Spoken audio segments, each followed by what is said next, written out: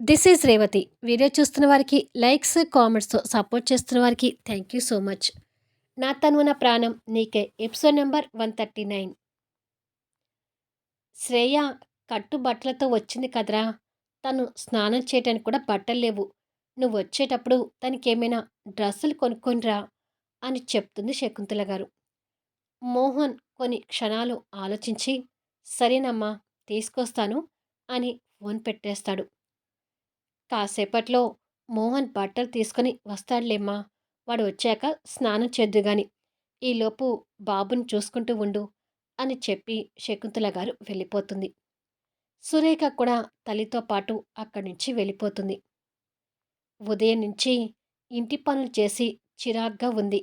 బట్టలు తీసుకుని వస్తే త్వరగా స్నానం చేయాలి అని అనుకొని శ్రేయ బాబుని ఆడిస్తూ ఉంటుంది. కొంతసేపటికి మోహన్ 4 షాపింగ్ కవర్స్‌తో లోపలికొస్తాడు. బాబుని ఎత్తుకొని నిలబడి ఆడిస్తూ ఉన్న తన దగ్గరికి వెళ్ళి, ఇదిగో అంటూ షాపింగ్ కవర్స్ ఇస్తాడు. శ్రేయ కోపంగా చూస్తూనే ఆ కవర్స్ అందుకుంటూ ఉంటే మోహన్ తన దగ్గర ఉన్న బాబుని తీసుకుంటాడు. మోహన్ తనకి బట్టలు తెచ్చినందుకు సంతోషపడుతూ శకుంతల, రామకృష్ణ, సురేఖ, శ్రీనివాస్ అక్కడికి చేరుకుంటారు. శ్రేయ కవర్ల నుంచి బట్టలు తీసేసరికి అవి నాసి రకం చీరలై ఉంటాయి. వాటిని చూసి ఆశ్చర్యపోతూ అన్ని కవర్స్‌ని కూడా ఓపెన్ చేసి చూస్తుంది. అన్ని కవర్స్‌లో కూడా నాసి రకం ఖరీదు తక్కువైన చీరలే ఉంటాయి. అంత రేటు తక్కువ చీరలు చూసి శకుంతల వాళ్ళు కూడా ఆశ్చర్యపోతుంటారు. మీ అమ్మగారు డ్రెస్సులు తెమ్మని చెప్తే ఈ చీరలేంటి మోహన్ అని అడుగుతుంది శ్రేయ. మోహన్ ఎత్తుకున్న బాబుకి ముద్దు పెట్టి తన్ని కోపంగా చూస్తూ, నువ్వు కట్టుకోవాల్సింది ఆ చీరలే అంటాడు. అది విని శ్రేయ విపరీతంగా కోపం తెచ్చుకుంటూ, నాన్‌సెన్స్, నేను ఈ చీరలు కట్టడం ఏంటి? మా ఇంటి పని మనిషి కూడా ఇలాంటి చీప్ క్వాలిటీ చీరలు కట్టదు అని అంటుంది. మీ ఇంటి పని మనిషి కట్టదేమో, కానీ మా ఇంటి పని మనిషి ఈ చీరలే కడుతుంది. ఈ చీరలే కట్టాలి కూడా అని అంటాడు దీర్ఘం తీస్తూ. ఆ మాటలకి ఇంకా కోపంగా చూస్తుంటుంది. నీ కోపంలో నువ్వు ఈ ఇంటి పని మనిషివనే సంగతిని మర్చిపోతున్నవట్టుంది. అది ఎప్పటికీ గుర్తుపెట్టుకుంటే మంచిది అంటాడు మోహన్ గంభీరంగా చూస్తూ. శకుంతల గారు దగ్గరకొచ్చి, అదేంట్రా, ఎంతైనా తను ధనవంతులింట పెరిగిన అమ్మాయి. తన ఒంటి మీద ఉన్న డ్రెస్ చూస్తుంటే తను ఎంత ఖరీదు కల బట్టలు వేసుకుంటుందో నీకు తెలియట్లేదా మోహన్? ఆ అమ్మాయి ఈ చీరలు ఎలా కట్టుకుంటుంది అని అడుగుతుంది. మోహన్ తను వేసుకున్న డ్రెస్ వైపు ఒక లుక్ వేస్తాడు. తన ఒంటి మీద ఉన్న మోడ్రన్ డ్రెస్ వేల ఖరీదులో ఉంటుందని తెలుస్తుంది. మోహన్ తన డ్రెస్ వైపు చూస్తుంటే, ఇది నా లెవెల్ అన్నట్టు శ్రేయ కూడా పొగరుగా చూస్తుంటుంది. తన పొగరు చూసి మోహన్ ఇంకా కోపం తెచ్చుకుంటూ, ఇప్పుడు ఈవిడ గొప్పింట్లో పెరుగుతున్న అమ్మాయి కాదమ్మా, మన ఇంట్లో పనులు చేసుకుంటూ బతుకుతున్న పని మనిషి. ఇంతకుముందు మన ఇంట్లో పనిచేసిన మంగమ్మ కూడా ఇలాంటి చీరలే కట్టింది కదా అంటాడు. ఆ మంగమ్మతో నన్ను పోలుస్తున్నావేంటి అని అడుగుతుంది శ్రేయ. అవును కదా, మర్చిపోయాను. నిన్ను ఆ మంగమ్మతో పోల్చకూడదు. ఎందుకంటే ఆ మంగమ్మ ఆల్రెడీ పని మనిషిలో సీనియర్. కానీ నువ్వింకా జూనియర్‌వే. నువ్వు ఇంటి పనులు నేర్చుకోవాల్సింది ఇంకా చాలా ఉన్నాయి. సో, మంగమ్మకి నీకు పోలికేంటి అని చురకలంటిస్తాడు. ఆ మాటలకు శ్రేయ రెచ్చిపోతూ, నేను ఈ చీరలు అస్సలు కట్టను అంటూ వాటిని విసిరేస్తుంది. కట్టక ఏం చేస్తావు? మీ ఇంటికి వెళ్ళి డాబ్సర్‌గా డ్రెస్సులు తెచ్చుకోవాలి అనుకుంటే మళ్ళీ ఇంట్లోకి అడుగు పెట్టకు. నా ఇంట్లో పని మనిషి, పని మనిషిలాగే ఉండాలి. లేదని ఎక్కువ చేస్తే బయటికి పంపిస్తాను అని కోపంగా చెప్పి బాబుని తీసుకొని పైనున్న రూమ్ వైపు వెళ్ళిపోతాడు మోహన్. శ్రేయ కోపంతో విసిరేసిన చీరల వైపు చూస్తుంటే మిగతా వాళ్ళు ఇంకేమీ మాట్లాడలేక తనని బాధగా చూస్తూ అక్కడి నుంచి వెళ్ళిపోతారు. ఇక శ్రేయకి మరో అవకాశం లేదు కాబట్టి విసిరేసిన చీరల దగ్గరికి వెళ్ళి వాటిని చేతిలోకి తీసుకుంటుంది. క్రాంతి ఎంగేజ్మెంట్‌కి వస్తానని మాట ఇచ్చింది కానీ, తన మనసంతా భారంగా మారిపోతూ రూమ్‌లో ఒంటరిగా కూర్చొని జెస్సీతో అన్న మాటల్ని గుర్తు తెచ్చుకుంటూ ఉంటుంది. ఇక్కడ జెస్సీ ఎంగేజ్మెంట్‌కి సూర్యతో కలిసి షాపింగ్ చేసి వచ్చి అన్ని బట్టల్ని, నగల్ని తల్లికి చూపిస్తూ ఉంటుంది.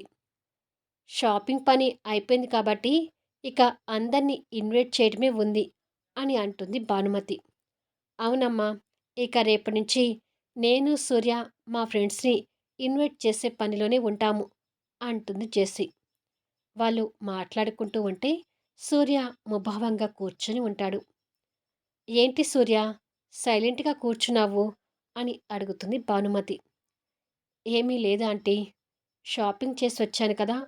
కాస్త అలసటతో ఉన్నాను అంతే అని అంటాడు. అవునా! వంట కూడా పూర్తయింది. డిన్నర్ చేసి వెళ్ళు సూర్య అంటుంది భానుమతి. వద్దా ఆంటీ, నాకిప్పుడు ఏమీ తినాలనిపించడం లేదు అంటూ సూర్య లేస్తాడు. పోనీ జ్యూస్ ఏమైనా తీసుకురానా అని అడుగుతుంది భానుమతి. ఏమి వద్దాంటీ, ఇంటికి వెళ్ళి కాస్త రెస్ట్ తీసుకుంటాను అని చెప్తే, అన్నట్టు సూర్య, బంధువుల్ని ఫోన్ చేసి పిలిచినా నీ తోడబుట్టిన వాళ్ళని మాత్రం జెస్సీతో కలిసి ఇంటికి వెళ్ళి ఆహ్వానిస్తే మంచిది. వీలు చూసుకొని జెస్సీతో కలిసి వెళ్ళి కళ్యాణ్ వాళ్ళని ఇన్వైట్ చేసి రండి అని చెప్తుంది భానుమతి గారు. ఎందుకమ్మా, వాళ్ళని కూడా ఫోన్ చేసి పిలిస్తే సరిపోతుంది కదా అంటుంది జెస్సీ అసహనంగా. తప్పు జెస్సీ, వాళ్ళ పెళ్ళికి మన ఇంటికి వచ్చి పిలిచారు. మీరు కూడా స్వయంగా వెళ్ళి ఇన్వైట్ చేస్తే బాగుంటుంది. నా మాటని కాదనకుండా వీలు చూసుకుని వెళ్ళి రండి అని చెప్తుంది భానుమతి. సరే ఆంటీ, మీరన్నట్టుగానే నేను జెస్సీ వెళ్ళి ఇన్వైట్ చేసి వస్తాంలే అని బాయ్ జెస్సీ అని చెప్పి సూర్య వెళ్ళబోతుండగా పరశురాం బయట నుంచి వాళ్ళ మాటలు వింటూ అక్కడికొస్తాడు. హాయ్ అంకుల్ అంటాడు సూర్య. హాయ్ సూర్య. కానీ సూర్య, మీ ఆంటీ చెప్పిన మాటల్ని పట్టించుకోకు. నీకు ఇష్టం లేకపోతే వాళ్ళని ఫోన్ చేసి ఇన్వైట్ చెయ్యి అని చెప్తాడు పరశురాం. కళ్యాణ్ వాళ్ళని అంతగా ఇన్వైట్ చేయటం ఇష్టం లేక. లేదంకుల్, వేరే విషయాల్లో పంతాలు పట్టింపులు ఉన్నా ఇలాంటి ఫంక్షన్స్కి మాత్రం స్వయంగా వెళ్ళి ఇన్వైట్ చేస్తేనే మర్యాద. నేను జెస్సీ వెళ్ళి మా అక్కని, కళ్యాణ్ గారిని ఇన్వైట్ చేసి వస్తాము అని చెప్తాడు. అలా ఇన్వైట్ చేయటం పరశురాంకి కూడా ఇష్టం లేదు కాబట్టి మౌనంగా ఉండిపోతాడు. రేపు కలుద్దాం అంకుల్ అని చెప్పి సూర్య వెళ్ళిపోతాడు. బయట కార్ స్టార్ట్ చేసుకొని వెళ్ళిపోయాడని పరశురాం నిర్ధారించుకొని, ఈ మధ్య నీకు పెత్తనాలు బాగా ఎక్కువైపోతున్నాయి భానుమతి. నువ్వు కంట్రోల్లో ఉంటే మంచిది అని భార్య మీద సీరియస్ అవుతాడు. ఇప్పుడు నేనేం చేశానని నన్ను తిడుతున్నారు అని అడుగుతుంది.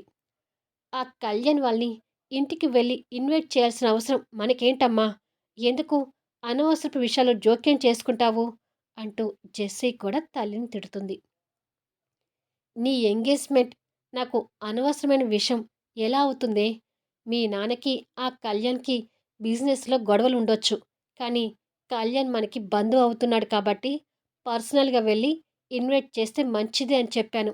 దీనికి మీ తండ్రి కూతురు నన్ను తప్పు పడుతున్నారేంటి అని అడుగుతుంది.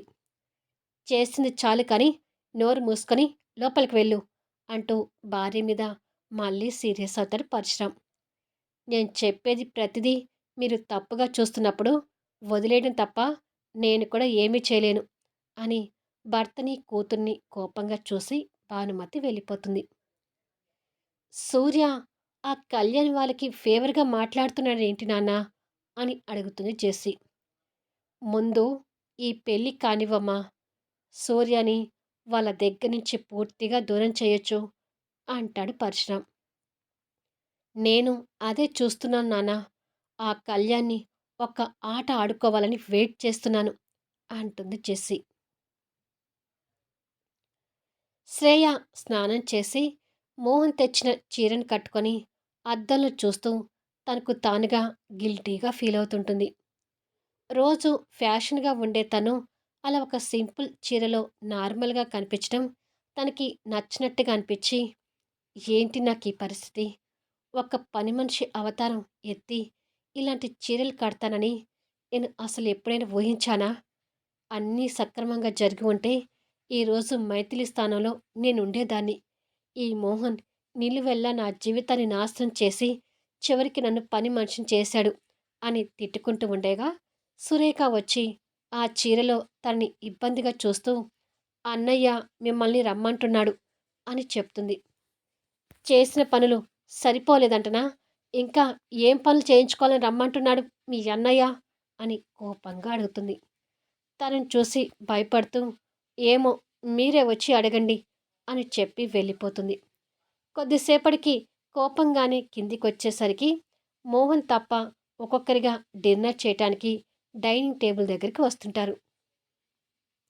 చీరలో అలా కనిపిస్తున్న శ్రేయని అందరూ కాస్త బాధగా చూస్తుంటారు. శకుంతల గారు భోజనాలు వడ్డించడానికి రెడీ అవుతూ రామ్మా నువ్వు కూడా భోజనం చేద్దు గాని అని అంటుంది. సరే అంటూ వచ్చి డైనింగ్ టేబుల్ దగ్గర కూర్చోబోతుండగా ఆగు అంటూ మోహన్ వస్తాడు. కూర్చోబోయిన తను మోహన్ వాయిస్తో ఆగిపోతుంది. మోహన్ దగ్గరికి వచ్చి తనని కోపంగా చూస్తూ ఇంటి యజమానులు అందరూ తిన్న తర్వాత పనివాళ్ళు తింటారని నీకు తెలీదా అని అడుగుతాడు. అసలే కోపంగా ఉన్న శ్రేయ ఆ మాటలకు ఇంకా గుర్రున చూస్తుంటుంది. మోహన్ మాటలకి అడ్డు చెప్పలేక మిగతా వాళ్ళందరూ సైలెంట్గా ఉంటారు. అయినా డైనింగ్ టేబుల్ దగ్గరకు వచ్చి కూర్చుంటున్నావేంటి?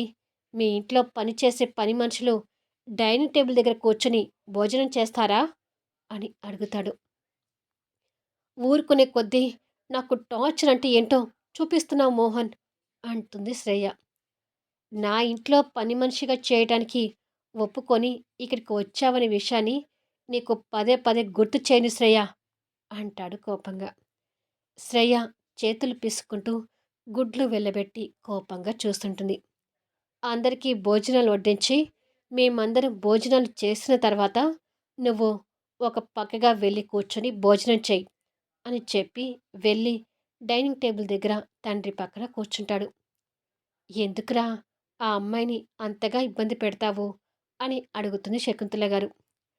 తన విషయంలో జోక్యం చేసుకోవద్దని ఇప్పటికీ మీకు కూడా ఎన్నోసార్లు చెప్పానమ్మా అని తల్లి మీద కూడా కాస్త సీరియస్ అవుతాడు. ఇక ఎవ్వరూ మాట్లాడలేక అందరూ సైలెంట్ అవుతారు. నువ్వు కూడా కూర్చో అమ్మా, తను అందరికీ భోజనాలు వడ్డిస్తుంది అంటాడు. తనతో పాటు నేను కూడా వడ్డిస్తాను లేరా అని శకుంతల గారు అనగానే మారు మాట్లాడకుండా నువ్వు కూర్చో అమ్మా అని అంటాడు ఈసారి ఇంకాస్త కోపంగా చూస్తూ. ఇక శకుంతల గారు చేసేది ఏమీ లేక భర్తకి మరో పక్కన కూర్చుంటుంది. శ్రేయ కూర్చున్న వాళ్ళందరినీ కోపంగా చూస్తుంటుంది. ఏంటి అలా చూస్తున్నావు? అందరికీ భోజనాలు వడ్డించు అని కసురుతాడు మోహన్. అయినా శ్రేయ బొమ్మలా నిలబడి కోపంగా చూస్తుంటుంది. ఈ పనులని చేయలేకపోతే ఇప్పుడైనా నువ్వు వెళ్ళిపోవచ్చు అంటాడు మోహన్. ఇక ఆ మాటకు లొంగిపోతూ నా బాబుని వదిలిపెట్టి నేను ఎక్కడికి వెళ్ళను అని చెప్పి అందరికీ భోజనాలు వడ్డిస్తుంటుంది. ఇక రేపు ఒక్కరోజేనమ్మా నువ్వు కిచెన్లోకి వెళ్ళేది. ఎల్లుండి నుంచి తను తప్ప ఇంకా ఎవ్వరూ కిచెన్లోకి అడుగు పెట్టడానికి వీల్లేదు అని ఆర్డర్ వేస్తాడు మోహన్. తను అందరికీ భోజనాలు వడ్డిస్తుంటే ఒక మోహన్ తప్ప అందరూ తనని బాధగా చూస్తూనే భోజనం చేస్తుంటారు. అందరికంటే ముందే మోహన్ భోజనం చేసి లేచి పైనున్న రూమ్లోకి వెళ్ళిపోతాడు. మరి కొద్దిసేపటికి మిగతా వాళ్ళు భోజనాలు చేసి ఎవరు దారిన వారు వెళ్ళాక శ్రేయ ప్లేట్లో భోజనం పెట్టుకొని ఓ మూలకు వెళ్ళి అక్కడ చిన్న స్టూల్ ఉంటే దాని మీద కూర్చొని కన్నీళ్లు పెట్టుకుంటూనే భోజనం చేస్తుంటుంది. కళ్యాణ్ డబ్బు కోసం ఇంకా ప్రయత్నం చేస్తూ ఫోన్ కాల్స్ చేస్తుంటాడు. అవతలి వ్యక్తితో మాట్లాడి ఫోన్ పెట్టేసి ₹1,00,00,000 దొరికాయి. ఇంకొక ₹1,00,00,000 కోసం ప్రయత్నం చేయాలి అని అనుకుంటూ ఉండగా మైథిలి భయపడుతూనే అక్కడికి వచ్చి నేను కూడా నాకు తెలిసిన వాళ్ళ దగ్గర డబ్బు కోసం ప్రయత్నం చేశాను కళ్యాణ్. కానీ వేలు, లక్షలైతే దొరుకుతుంది కానీ 2,00,00,000 అంటే కష్టం అంటున్నారు అని చెప్తుంది. "నువ్వసలు మాట్లాడకు మైథిలి. నీ మీద చాలా కోపంగా ఉంది" అంటూ తనని కసురుతాడు.